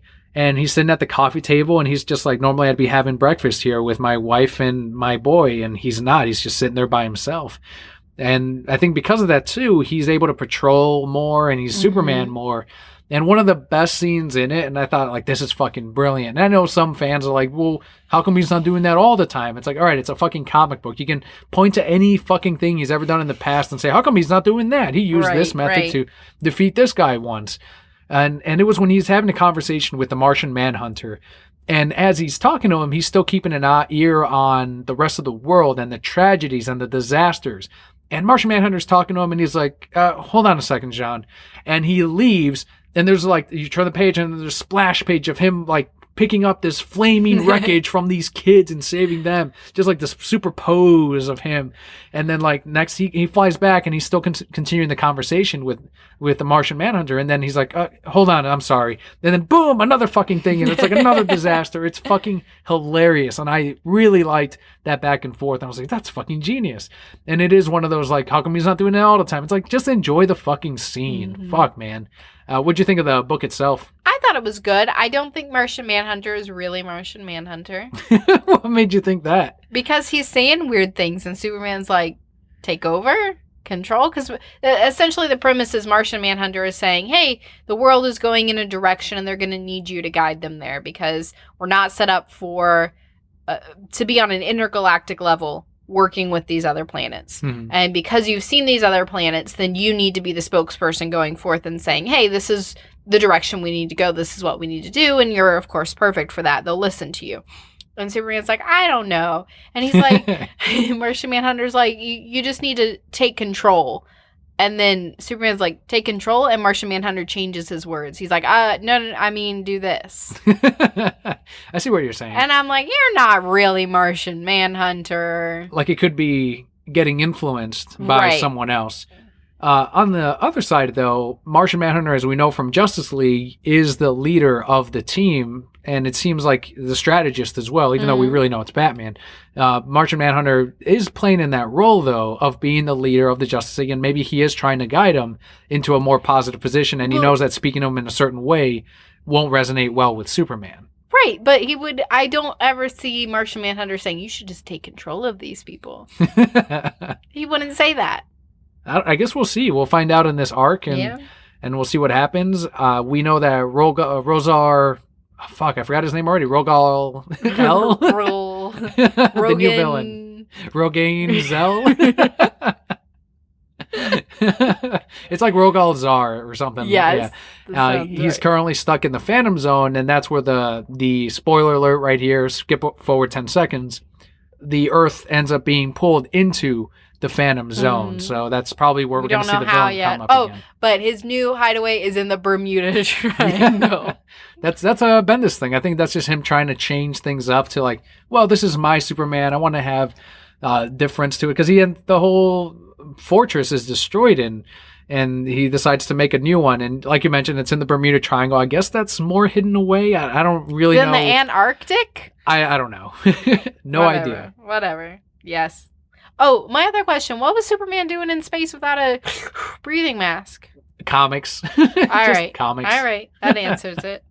I thought it was solid, though. I thought it was a very good It was number a good one. start. Yeah. We'll see if he can keep up the momentum. I'm going to miss Peter J. Tomasi, but rumors are he's going to be on Detective Comics after issue 1000. So good. That'll be a great spot for whatever book. Insert book here will be a great spot for Peter J. Tomasi and Pat Gleason. But otherwise, I'm pretty happy with this first issue by Bendis, and I don't think I'm going to subscribe to Action Comics anytime soon. So I'm hoping that this is a good standalone series if we're not reading Bendis's Action Run as well. So that is your general portion of the podcast this week. Don't forget, we still have our interview at the very end with David Nakayama, but this is where I sign off, Brokettes. So thank you so much. Reach out to us on Twitter at Reasons I'm Broke, at Kelli. I check my Twitter once a week. You're a little bit under 100 followers. What? By the end of Why August. Why do people follow me? I don't say anything. You're going in the opposite direction of what I was going in. By the end of August, Kelli needs at least 100 followers. That's the other campaign we're running. How many followers do I have? 78. That's not just under 100. You're 78% of the way there. You're almost there. All right. Well. So at Kelli, it's in the description of today's episode. Give your Emperor a follow. She's been more active this week than she has been in the last couple of months. This is true. I don't know why I have been, but yes, I have been. So thank you so much for tuning in. Thank you, Kelli, for joining us on today's episode, of course. And we hope you enjoy this upcoming interview with David Nakayama on the Reasons I'm Broke podcast. Hello, Brokettes, and welcome to the comic book highlight of this week, or in this case, we do have another interview heading your way, the latest one, and this is Mr. David Nakayama, comic book and concept artist whose clients include Marvel, Disney, Nike, and Top Cow, among many, many others. Also the art lead on Avengers Academy and Harry Potter Hogwarts Mystery. David, welcome to the Reasons I'm Broke podcast. Wow, thank you very much. I'm so glad to be here. Thanks for the incredible introduction. Of course. David, we first met at MegaCon about, a month and a half ago now, where you killed it with this amazing Mary Jane Spinneret commission on a blank cover. Oh, thank you so much. It was really fun to do. I had not been to MegaCon for like 10 years, so it was really nice to come back and see how much the show has grown. I definitely need to be back there next year. About 10 years since you've been at MegaCon, so in that period, I mean, obviously your work has just been all over the place since then. Did you notice a difference in clients or in fans from that decade of MegaCon? Well, when I was first there, I was a student at the Joe Kubert School, so I was more showing around my portfolio and just kind of making the rounds. So being there to promote our Venom #1 cover and actually having a little bit of a work history that people might have heard of was different this time than last time. Yeah, you had an amazing display along with the many other artists in this enormous booth. I noticed as I was waiting, to meet you and get some prints for the comic shop. Now, there were all the comics on display throughout the whole booth, and then I noticed even subscribers and customers that I know like hovering around that booth too. So it was like it was drawing all the attention at MegaCon. It was a really nice display. Yeah, that's KRS Comics. They do these really cool exclusive covers for hot comics that are coming out, and they sort of cast like the perfect artist to go with it. So it was just fortunate I got to do one of the Venom #1s that they had. When you first got started, you had mentioned the Kubert School, friend of the show, and artist on Anne Bonny, also got started at the Kubert School. So it seems like a lot of schools, what he called it, the comic book boot camp, where really a lot of artists fall off and they really put you through the grind of what it's like to be in the industry. Did you find yourself in a very similar situation at your particular Kubert School? The Kubert School is what you make of it. If you go in there and you work hard, they do have great teachers who will, put you through your paces and give you lots of relevant assignments. But it's kind of up to you, is what I tell people about the school. But there's not a shortage of relatively well-known comic artists that have come out of that school. I mean, I think Adam Warren went there. I'm pretty sure Jenny Frison went there. There are definitely a lot of names you've heard of, and their ads reflect that. Their ads say, "Hey, check out all the people that went here," Yeah. and they're not wrong. So yeah. Plus, the Kubert brothers teach, which is pretty awesome. They had started that maybe the year that I went or the year before, and Joe was still teaching there at the time. So yeah, it's a cool place to go for sure. Is that where you spun off your work and kind of landed your first couple of jobs in the industry? I was in my second year and started landing some small assignments, like a Star Wars 6-pager and some internship possibilities. So I went from that second year, graduated the second year, and went to be an intern at Top Cow after that. And that's, I'm assuming that's like the quote unquote foot in the door, and from there it just rolls into hopefully assignment after assignment. Well, that's what you hope. There are definitely ups and downs. For me, it just took a while, to really get my head straight about how I'm supposed to be doing that job and how to do faces right and anatomy and storytelling. There's just so many things you're counted on to do as a comic book penciler or comic artist. I just wasn't quite ready, when I left the school or even first year of internship. But I was learning a lot, and Mark Silvestri is an incredible teacher. We just talked about how great the Kuberts were. Silvestri is legendary as a teacher. It's not an accident that Michael Turner and David Finch and Tyler Kirkham, it's just one after another incredible artists came through that studio. So I like to think I learned a few things from him. Huge names, of course. And you haven't worked in comics, the pages, and now you have app work and video game work and lead art. Do you have a preference when it comes to doing comic book covers, interiors, or art design for apps and video games? It's funny, like when I started doing that job, concept art, I didn't know what I was getting into. I knew I could draw, but I didn't know if it was going to be like comics or if it was going to be some totally different animal. And you kind of find out right away it is like comics in a lot of ways. Like, instead of a writer telling you draw this or draw that, you have a game designer saying we need this or that for the game. So in many ways, it felt familiar to me right away. But in other ways, it is really different because it's, you definitely need to be working in color. And in comics, there's definitely tradition of working in pencil and ink grayscale, and then a totally different artist will do the color. So I had to learn really quickly how to do color. Mm-hmm. How to paint, and like comic book artwork doesn't really work for every game, so I had to learn a lot of different styles along the way. So I guess working in color and working in a multitude of different styles is the main difference from working in comics. But I've worked there for the last 10 years and been moonlighting more and more as a comic book cover artist, and I just really learned a lot. That's different than I think a lot of comic artists do by going through the video game system. Yeah, I think one of the things that first caught my eye, especially, is as I go through so many back issues a day and throughout the years of working at the store, like, your covers always consistently caught my eye. I was always like, oh, there's that DNA logo, like, every single time. And I'm like, of course it's the same artist. Of course it's David Nakayama.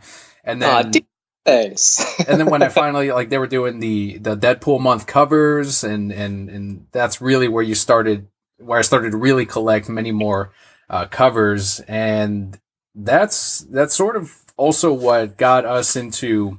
All right, this is going to be what we. Because it's the new store that we opened. It is a fresher location, and we're still putting up things to really establish it as a comic store. So when I saw that you were going to be at MegaCon, I was like, this is perfect, amazing prints for the store, and you had a good variety of them, and many of which we had comics of. And I say had because we of course sold out of your covers. Awesome. But now we got them as prints. So if anyone ever asks, do you have this comic? Because I know someone's going to recognize it. Like, I could have sworn that was a comic. And now you've got Ant-Man and the Wasp out in stands. So it's like the perfect switch. How's Ant-Man and the Wasp going for you? Fantastic. For me, I'm done, actually. I finished the 5th cover maybe a couple months ago. Mm-hmm. So the 3rd issue just came out just in time for the movie. Yep. I heard there's a little movie or something that goes with this. So I'm really jazzed. I love Marvel characters. It's really exciting, not to be directly tied into a movie, but for all those new Ant-Man and the Wasp fans coming out of that movie, they may go to their local comic store and feel like reading some more Ant-Man and the Wasp stories. And what great timing to have a Mark Waid written and Javier Garrón drawn Ant-Man and the Wasp book, which happens to have covers by me. Mm-hmm. On the stands for those people. I think that's great. Mark Waid, I have to make a special mention, is just one of my all-time faves. So working with him, and even indirectly as a cover artist, is really, really special to me. Something I've always been curious about with, they're coming out with more Ant-Man merchandise and comics. And anytime one of these movies come out, they try to do something special to make it familiar to the moviegoer when they go into the comic shop. Is there a certain type of restriction that they give you as like trying to make it look more like the cinematic version of it, or do they kind of let you have more creative freedom with the covers? I have to give Marvel credit for this one. I feel like they did not go out of their way to make the comic fit into the mold of the movie much at all. Mm-hmm. In the comic, you do have Scott Lang as Ant-Man, but it's Nadia Van Dyne, who's the Wasp in this comic. Mm-hmm. Different from it being Hope in the film, and they both have different costumes. They're both black and red, I guess, so it's close enough, but they're very different. Nadia wears the Alex Ross design costume that was introduced recently in the comics, and they've stuck to it. So that the comics play by their own rules, and it's cool to have a name tie-in, but I don't think they've gone out of their way to make it match the movie. In the games, we go way out of our way to make it look as close to the movie as we possibly can. Mm-hmm. So that's a difference. And that's with Avengers Academy currently, right?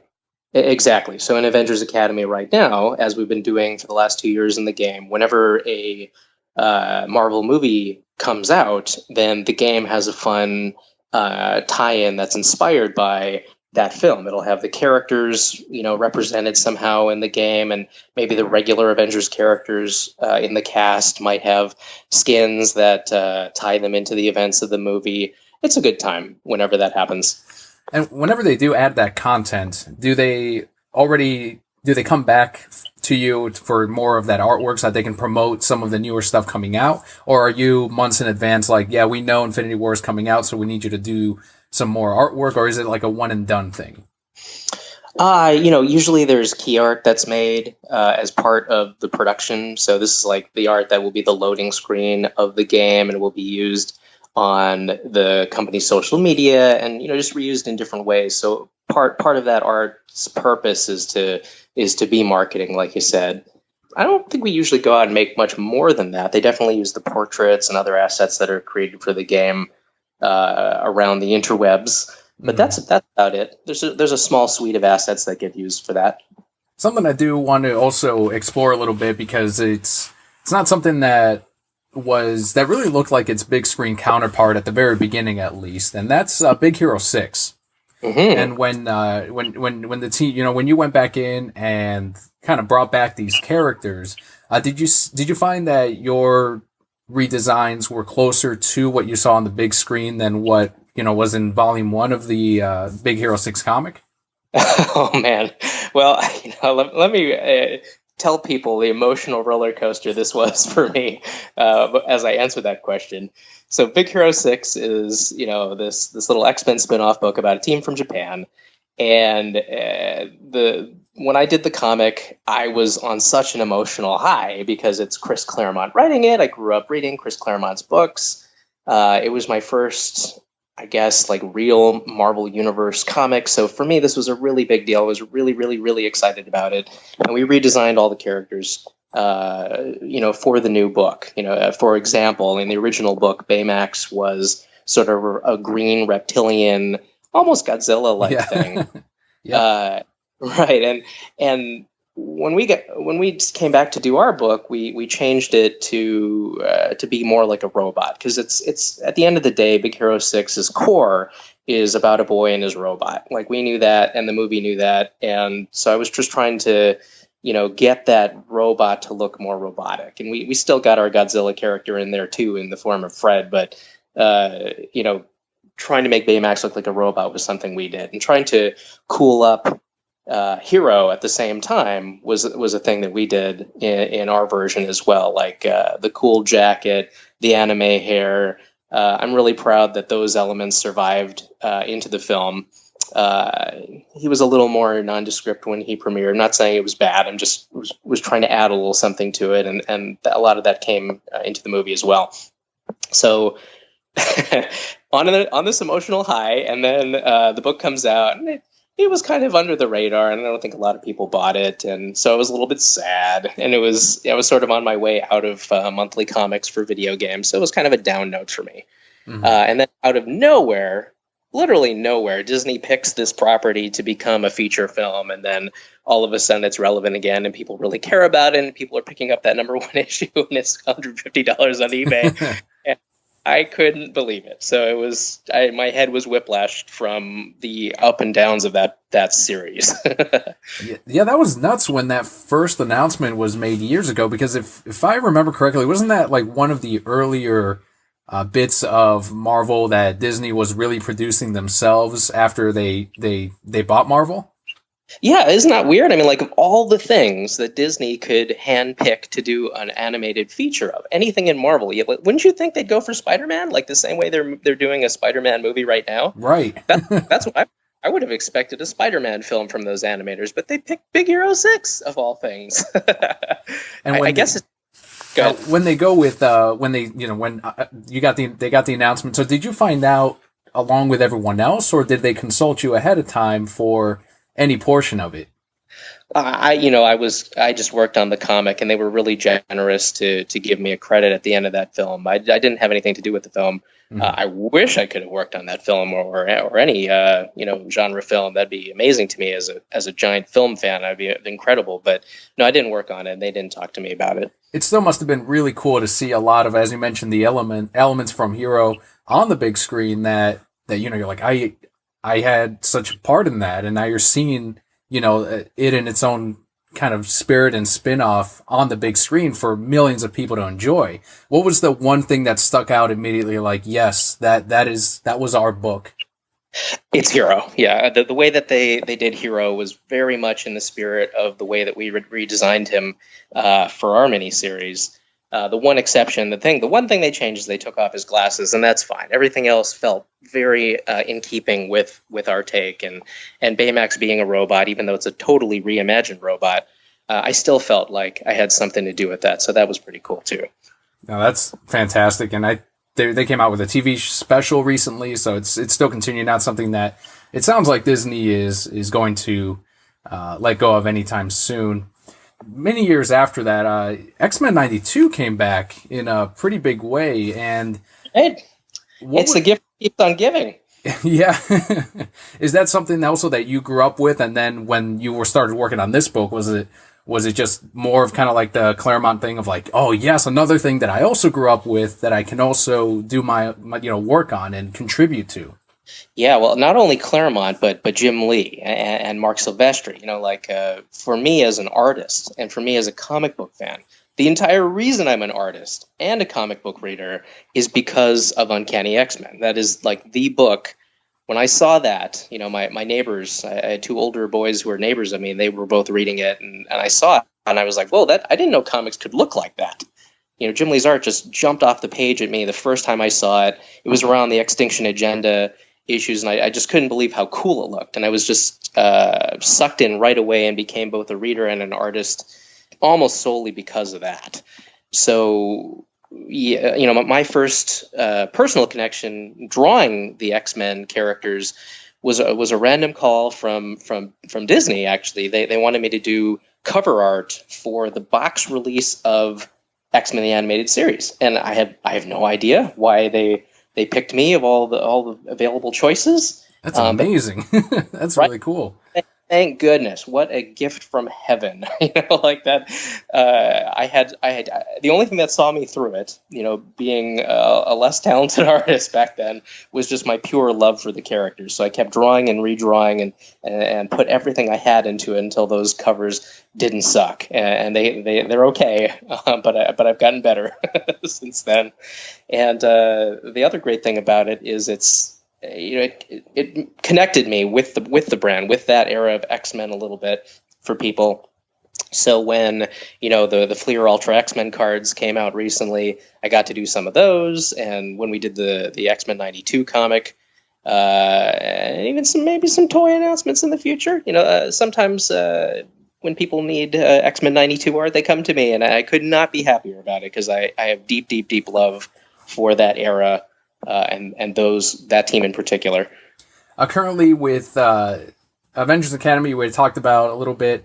The other pretty big app now is Harry Potter Hogwarts Mystery, which recently launched. And when you first posted up the artwork on Instagram, and that Snape, I'm a huge Snape fan, so it's like all of this was just good to see the actors once again in their roles, even though they're not really making those, the present time, so to speak, Harry Potter things. It's still continuing through the app and many other video games, of course. And with this latest app, what was the difference in working on Avengers as opposed to Harry Potter? Wow, yeah. Well, first of all, it's been really exciting to watch that game completely take off. I think there was a real want in the marketplace. Harry Potter fans have not had a big video game title to sink their teeth into for some time. Right. So this one, having a lot of the, almost all the familiar characters being a big presence in the game, and also the ability to kind of create your character, you as yourself, to go to Hogwarts. That's really enticing to a lot of Potter fans. And I follow the Instagram Harry Potter Hogwarts Mystery hashtag, and every day I get to see how people are having fun with the game. So that's been really nice. You asked what's different about working on that compared to Avengers, and well, many things. Like when you're doing a game, making sure that you're representing the IP properly is the most important thing. So all the decisions flow from there. Like our art style is completely different from Avengers Academy on purpose. Like people with Harry Potter, because of the way the movies looked, they expect the amount of realism to be higher, the amount of light and shadow to be more present, a little less, rainbow colors. So right off the top, the way the game looks is going to be completely different. And then on top of it, you have particular actors as well that people have ingrained in their minds. Like if Snape doesn't look like Snape, you've got a real problem in your Harry Potter game. And they'll notice right away. Right away, right. So it was critical that our style, even though it is simplified in order to look pleasing and casual on a phone or any mobile device, really, the characters must look like themselves. So right from the start, our art style had to be different, and I love that. When I work in games, it's really fun to solve that puzzle, like to play with a totally different art style on this game versus that game. Really stretch your muscles artistically. But then also, it's a storytelling game, so you're trying to create whole scenes and tell a story with emotions, and that's completely different from Avengers Academy as well, where although we do have some storytelling, it's presented in the form of sort of dialogue scenes that just take place on top of the game. That's much less than what happens in Potter. In Potter, you have the entire Hogwarts castle built room for room, and the camera's moving around, and people are emoting, and the lighting is changing, and magic effects are going off, and it's just a much more ambitious project, artistically, and from an engineering point of view even, than Avengers Academy was. Yeah, I was just going to say, it sounds like Harry Potter was the one job that took a lot longer time to work on, and you spent way more time on compared to Avengers. And not only for the fact that, as you mentioned, it does sound like it's a much more a deeper experience for the player, but also on the end of needing it to look more like the set, like the actors, like the characters themselves. How much more time would you say? Was it twice the amount of time that you spent on Avengers Academy, or is it just same amount, but different work went on different areas? Yeah, I don't know if it's for me. It's not really different at all. I kind of invented the style for both games by myself. That's mostly what I do, is that visual development step in the game creation, figuring out, should the game look like this or that. That was mainly my job to begin with, and then from there, figuring out what the first assets look like, hiring a team, training those people to make assets that look like that, keeping all the assets looking, like they're made by the same hand. That was my job on both games. And for a while there, I was working solely on Potter, but after a while, as the team got up to speed, I was able to, go back and work on Avengers as well. So I wouldn't say that it took much more of my time working on Potter, because we had really talented art teams on both games, and I could sort of oversee both and work with all of them simultaneously and contribute in different ways myself. Mostly what I was doing was doing marketing assets and art management overall, and then planning future stuff, but not necessarily after a while, after the first few dozen or so assets, drawing it myself. As you're working on these games, like as the art lead, I've never done a cover, I've never worked on any kind of comic, but are you able to take on the extra like cover art as you're working on these other projects as well on the side, or all at the same time? Yes. What started to happen for me in games is, although I love working in games, after a couple of years of not working in comics, I really, really started to miss it. Like it was hurting me not doing comics. What I mentioned before, how important the Jim Lee X-Men run was to getting me into comics, and that doesn't go away. Like, that love for comics and those characters remain. So working on the games is fun, but I was really missing doing anything in comics. So after a few years, I started pitching, doing covers for Marvel, and eventually they bit. And over the last few years, I want to say 4 or 5 years, that relationship has been slowly growing, and I am just delighted to be able to to continue working on the covers just about every night after I come home and get the kids to bed. Then I put on my comic book hat and I go to work as a comic book artist by night. Is how I feel about it. Well, that was actually going to be my next question. What does your typical workday look like as an artist? Like, what's your day from beginning to end? Well, for the last several years, it's changed recently, but for the last several years, I was doing my 9 to 5 at the game studio. I would BART into downtown San Francisco, do the game job, come home, have dinner and stuff with the family, and after the kids went to bed, then I would put every hour I had into the comic stuff, the cover stuff. Recently, that has grown, and I can't do everything that I'd like to. I'd like to have more time to do the comic stuff. So maybe as we go forward, I may be shifting a lot more of my time to freelance stuff. I recently moved 72 hours ago, in fact, and I'm super jet laggy, I got to tell you. But part of the plan is that going forward, it'll be a lot of freelancing, including game stuff, including for the other studio that I worked for. but I'll have the opportunity to do hopefully a lot more freelance as well. So a lot more different covers, a lot more prints. So not so much the 9 to 5. The whole work process seems to be changing a little bit moving forward. Yeah, that rule that era is over. I'm not going to be going to the office anymore. I'm going to certainly be working from home, and who my clients are is wide open now. I'm hoping to work for the game studios that I worked for in a continuing role, and then more and more covers. Whatever happens. There's some toy work coming. There's been some trading cards. There's some poster artwork I'm excited to announce.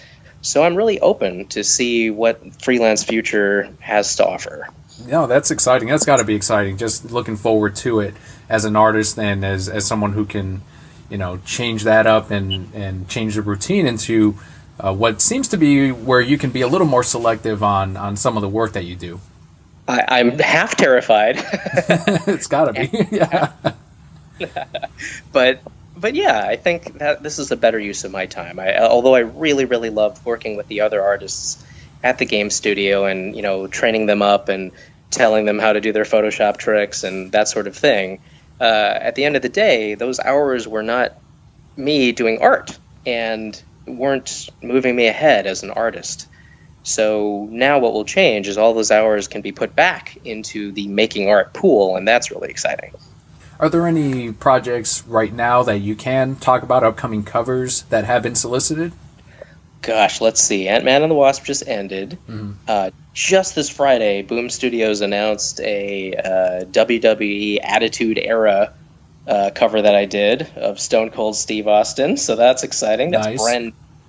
People may have seen that. I have 3 other Marvel gigs that are coming. I don't think have been officially announced yet, but if you guys are liking my Marvel covers, there are more to come. I'm really, really excited to tell you about something in the next Marvel previews. The very next issue is going to announce something that I'm really stoked about. The upcoming catalog? Yeah, watch for the next one. You'll see that I'm announced as the cover artist on something. Nice. Yeah, I will be sure to. I'm going to update the description to this episode once it's announced, and we'll link it on there. Now, that's really exciting, David. That's really good. Any conventions that you're currently going to that maybe some of the Brocat Core members can catch you at? Sure. Well, upcoming next month is the amazing Hawaii Comic-Con. I'll be there. And I have sent in my payment for the New York Comic-Con, so I think we're all set there. It's just got to get my hotel room and stuff, but I'm pretty solidly committed to New York Comic-Con. One of the biggest conventions in the world. Congratulations. That's great. Thank you. It's super fun. That was another show that I hadn't been to in 10 years until last year, and I went back and I had the best time, like just absolutely the best convention experience of my life. So I'm super eager to repeat that, and definitely would love to meet any of your listeners there. Tell me that you listen to this podcast, and I'll give you a little something special. There you go, listeners. Let them know. The other nice thing, too, about New York Comic Con is that also seems to be the place where a lot of comic artists and celebrities, if they go to any convention at all, like one convention a year, it's either San Diego or New York. So even for that, it's got to be good to see a lot of the different industry people that you haven't seen in a long time. Well, that's just the thing. Like, I was off in video game land, standing at arm's length from comics for many, many years, and so all the editors that I'd worked with, I had never met before, like all these Marvel editors I'd known, I finally got to meet for the first time at that show. Or likewise, other industry people, like I was meeting for the first time. I sat across from Javier Garron, who's drawing Ant-Man and the Wasp, and we exchanged really, just about, dude, I love your stuff, dude, I love your stuff. It's a lot of that every day, and just feeling like I'm actually part of the industry again was touching for me, and I just was so apart from it for so long. It was really, really lovely to reconnect, and that's what I want to do more and more as the years go on. You've got a website, davidnakayama.com, where you have everywhere you can find David. You've got your previous work examples to an up-and-coming artist, because there's a couple of artists that listen to the podcast. What would you recommend to them as far as getting their foot into that first couple of gigs? Is it important to be everywhere as far as DeviantArt and Tumblr and Instagram? or is it more about really getting out there and trying to meet different clients and going for job positions? I think internet is critical these days for sure, but also still going to Comic-Cons and showing stuff is probably critical as well. There's no reason not to do any of it. If you're actually looking for that job, you should be doing all of that. And even more importantly, if you do great art, people will come to you kind of automatically. Like if you're posting amazing stuff on Instagram or wherever, I think to me Instagram is the number one place right now to post it, just because it's the sharing is so well done.